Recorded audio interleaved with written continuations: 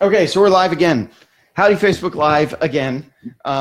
Imagine it's been weeks and weeks and weeks since you saw me last, because I have back for the podcast. With the exact same outfit. You should have changed into I should have. Yeah, that would have one of the Yes No Law shirts.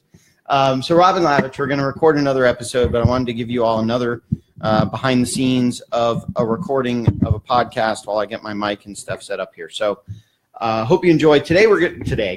This one, we're going to talk about how to alter your beliefs and how to bounce back from setbacks. So if you're ready, I'll get the podcast going again. Okay, tell me when.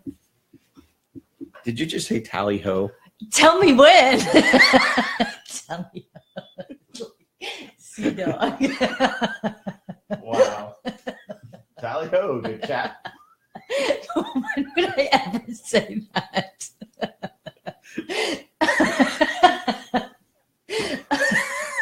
And the camera's going. Luckily, we don't have any people watching right now, so that's good. I knew I didn't start giggling with you. You just looked back. Did you just? And I can't edit the video, so this is how it's going to go up on YouTube. This is it. But this is how it is. Okay. This is how it's always been. What I should do is start the podcast and be like, "Tally ho, everybody!" I dare you to. Oh Lord! I dare you that here's the thing. At some point through the podcast, you have to slip in tally ho. Okay. And I can't lose it. But see, here's the thing. On the podcast recording, it can be edited out. On Facebook Live and YouTube, they're just going to see us laughing. I challenge you to fit it in somewhere. We've been going for 2 minutes now, just laughing about tally ho. Ay. See, so if you want to be a guest on the podcast, we can have. Fun it is. Look, it's a ton. Okay, so. Serious mode. Okay. On this week's episode of the Crushing Debt podcast, a returning guest, Robin Lavitch with Surpass Your Goals. So welcome back to this week's episode of the Crushing Debt podcast. My name is Sean Yesner, and I have a returning guest, Robin Lavitch with Surpass Your Goals. Robin is a professional coach for businesses, professionals, and now tweens. And so in the last episode, we talked about what's your relationship with money. Are you single? Are you dating? Or are you married? And Robin is going to make me. This is the only time. So hang on. See, so this is a what do we do if it gets totally screwed up?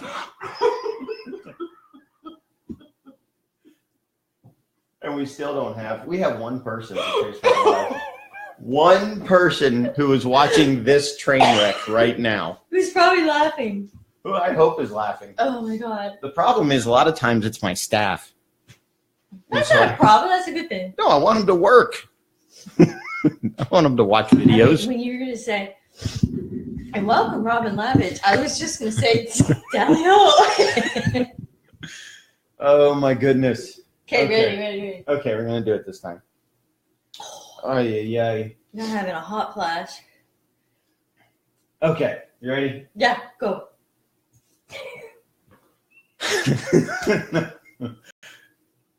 Although I should be recording all of this and just keeping it as a blooper reel. That would be good. Although we've got now a 4-minute live blooper reel going. We still have our one person who's watching.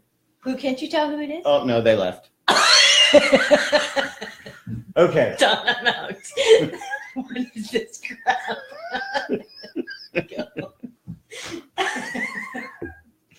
Okay. Good Lord. You ready? Yes. Just can't look at you. On this week's episode of the Crushing Debt podcast, a returning guest, Robin Lavitch with Surpass Your Goals. So welcome back to this week's episode of the Crushing Debt podcast. Like I said in the introduction, I have a returning guest, Robin Lavitch with Surpass Your Goals. Robin's a professional coach for businesses, professionals, and now tweens. And Robin is a returning guest, been on the show before. Not quite sure if we're going to run the episodes back to back, or I might record a couple and put them in between. So, but I know that if you are listening to this one, and if you've been a long time listener, you heard the first one with Robin. So welcome back, Robin. Thank you. So last time you were on the show, you talked about what's your relationship with money. Are you single? Are you dating? Are you married? What's your relationship with your money? But now what we're going to talk about is how do you alter your beliefs and how do you bounce back from setbacks? Yep. So get closer to the mic and tell us, how do you alter your beliefs and bounce back from setbacks? Okay. So when we were talking about your relationship with money, better? Go. Okay. When we were talking about your relationship with money, there's your emotions, your thoughts, and your behaviors, right? Right. Well, B.O.U.N.C.E is an actual acronym on how to be resilient. So if you've had a financial setback, if you've had a blow to your confidence, if you've had transitions, maybe divorce, things where you're really questioning what's going on and am I ever going to get through this, then B.O.U.N.C.E is how you actually become more resilient. And so B.O.U.N.C.E is an acronym. B is beliefs. Okay. O is optimism. U is understanding yourself. N is nurturing connections. C is compassion, and E is efficacy. So I want to talk to you specifically about altering your beliefs and how to be optimistic. Okay, but first, I think some of my listeners, meaning me, what is efficacy? Oh, that's good. So efficacy is having a sense that I can achieve this. Oh, okay. So it's called self-efficacy. Okay. But I needed it to be an E. Right. So it's just efficacy or esteem. Okay. So I interrupted you. You were saying... We're going to focus on beliefs and optimism. Okay. So, and I'm trying to think. So we had a pretty good laugh prior to turning on the mics here. And I'm not going to put the word in right here, but as you were describing that, I was thinking back to my own personal experience, because the last time we worked together, I owned a completely different law firm, both in terms of its size, its scope, its structure. Everything about that other law firm was different. And I'm pretty sure you know the story of some of the intimate details about what went down at that firm. If not, I can fill you in. But I just kept thinking as you were going through that of my own journey to the new law firm, the being on my own again, and getting back up and running and successful with a brand new law firm that I've just now started from scratch. Well, just now started in 2012. So we were going to talk about altering. So how do you alter your beliefs? So first of all, when you say that, I have like just utter pride, because we met at the Red Robin and you were just restarting. Right. And when I work with people, one of the things I listen for is that sense of belief and that optimism. And even though you have a setback, it can crush you, but it doesn't have to demolish you, right? And you've heard the saying that it's how quickly you get back up. And I actually was talking to Clay the other day, and I told him how proud I was that in the midst of that transition, you were able to reestablish and persevere and move forward. And that's my life's mission, is to teach people how to actually do that. Well, but the interesting thing was that in my mind, and maybe this is the whole definition of belief, but with the other law firm, to give the listeners a little bit of background, I owned another law firm where there were 4 of us that were law partners. There were 50 people that worked for that law firm. We had, I think, 10 attorneys, including myself and the other partners. With incredible growth in a short period of time. Oh, explosive growth. Yeah. And it was all around the foreclosure crisis. So we were basically a foreclosure defense firm, and we would add pieces. So we saw that people were getting into foreclosure because they were getting divorced. So we had a family law piece. We saw people were going into foreclosure because a spouse had died. So we added a probate piece, a personal injury piece. We kept adding pieces that would feed the foreclosure, and then they started to build their own reputation. So at first we were saying, well, you got hurt, and so we have this personal injury department, and the reason you can't make your mortgage payments is you got hurt in this car accident. So we got this personal injury department, but then it took on a life of its own, and the personal injury department was bringing in cases unrelated to foreclosure cases, and it just You're right. We went from zero to. That's what I call imploding. Yeah, we basically grew too fast. That's imploding. But the issue was when I had to restart, when I had to start the firm over by myself, I thought back to 2004 when I originally started the firm. And by the way, when I originally started the firm in 2004, none of my law partners that were existing in 2012 were even attorneys yet. They didn't graduate law school till 2006, 7, 8, and beyond. So what I kept thinking was I started in 2004. I had no network, and this is what I was able to help create. Now I'm starting in 2012 with a tremendous network. So it really wasn't as scary the second time around because I had a belief. That's exactly it. That I had a built-in network ready to go just to plug into. I don't know if you remember this, but so you started on your own out of the get-go, and then you added a partner. Right. But at some point when you added that partner, you thought the success wasn't attributable to you. I thought that I had grown the law firm to a point that made it attractive for him to become a partner. And that you weren't able to take it to the next level on your own. Right. And that belief was, this is as far as I can get. Right. Now you see it, the second time around, and that's why I loved meeting with you, is because you were in a tough spot. But the second time around, you had the belief to say, I know how to do it. Even if you didn't, certainly having a network helped, but starting with the belief that even if I didn't have the network, I know I can do this, and I know I'm meant to do this. It's about having a bigger purpose. Then that's what fuels you. If you don't have the belief, how do you start over? How do you get back up? But I always knew. So, I knew since I was in high school that I wanted to be an attorney. And then I knew at some point I was going to own my own law firm. So the fact that the one I started in 2004 didn't work out, okay, so I'll start one in 2012 and that one will work out. So where'd you get the belief? Probably from my dad, who had his own CPA firm. So one of the things I've been working on is, can you teach belief? I think so. I believe so. But it's hard. It's kind of like people will say, oh, I don't know what my purpose is. And if you can't see that you're meant to contribute something, then you can't have roots in terms of, I have a belief that this is the path I'm supposed to pursue. And It all starts with belief. So now I got this belief, I think, from my father, and I will readily admit my father is probably first in line in terms of, you want me to identify my heroes. The first one I go to immediately is my father. But now I'm a dad. So how do I instill that belief into my boys? Have you thought about it? Yeah. I've had him, it's funny. I'm doing the Great American Teach-In. By the time this comes out, this episode comes out. Yeah. By the time this episode comes out, the Great American Teach-In will be over. But right now I'm preparing for the Great American Teach-In. I've got to teach a whole bunch of kindergartners what I do for a living. Right now, when you ask my oldest son what I do for a living, he says, I type on a computer. Well, how old is your son? 6. Okay. So he says, I type on a computer and then I do podcasts. That's the extent of it. That's what I do for a living. So now I've got to teach a bunch of kindergartners what I do for a living.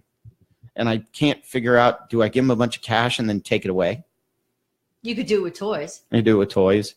Do I say, if your mommies and daddies can't buy you Christmas presents, have them come see me? No, you don't want to. So here's the thing. But that was tongue in cheek for the listeners. Yeah, by the way. That's Sean's humor. Here's the thing. When you teach belief, what's underlying. So here's why I think belief is important. Most people don't know this about me. First of all, I was born premature, 2 months premature in an incubator, born breech. If that doesn't indicate I've done everything backwards in my life.